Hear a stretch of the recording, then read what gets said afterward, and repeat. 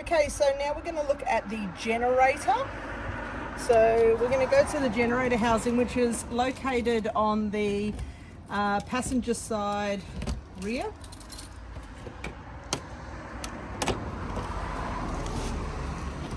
Okay, we're going to lift this up. You're going to turn those back so that they're in the down position as you lift.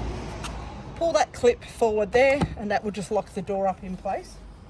Now, you've got two clips here at the front, and they release the slider, so that allows you to pull forward. Now, just push down a little bit on the generator as you pull it out. It's quite a snug fit, so you do need to do that.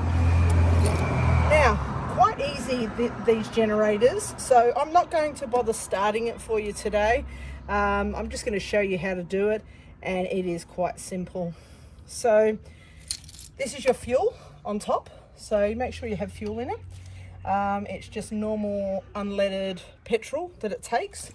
Around this side you have an oil, you have the oil here, and the oil will be supplied to you and will be in with the electrical products in the other side, in a, you know, with all the cables, electrical cables and so forth. So when you're using the generator, never use it from the housing. Always remove the generator and move it away from the motorhome, probably about 6 meters minimum. Make sure that you don't have the generator under dense trees or near bushes and things like that. Make sure it is in a cleared area, because you know you don't want any sort of fires.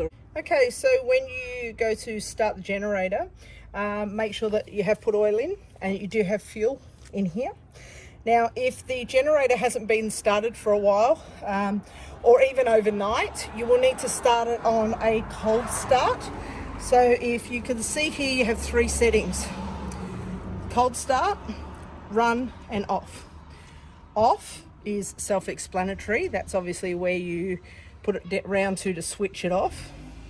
Cold start is where you start it. So you're going to switch it to cold start. Here is a lever, okay? You're going to give that a few tugs, and then you're going to switch it over to run.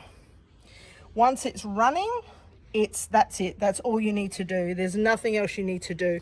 You'll see all the connections here at the front for your AC, your 15 amp. You have USB points. There is a full manual inside the motorhome that you can have a look in more depth if you'd like to do that. But it is quite a simple generator to run, and you shouldn't have any issues with it. I think that's about all we need to say about the generator.